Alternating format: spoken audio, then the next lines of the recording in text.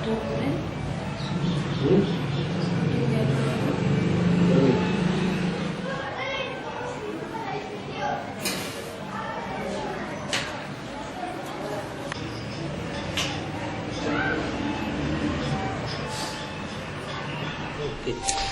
નામ સંજય કુમાર લાલજીભાઈ દરજી છે। મારે બેબલી જે 12 વર્ષની છે એનું નામ શ્રેયા છે, આદર્શમાં ભણે છે 6ઠામાં। હવે એને છેલ્લા 6-1 મહિનાથી એક અલગ પ્રકારનો બીમારી કહો કે પ્રોબ્લેમ કહો ગમે તે ચમત્કાર વસ્તુ છે કે એના જમણા કાનમાંથી મકોડા નીકળે છે। સમથિંગ મેં 400 થી 500 મકોડા એના કાનમાંથી કાઢેલા છે, જે કોઈ દિવસ 15, કોઈ દિવસ 20, કોઈ દિવસ 25 એવા નીકળે છે।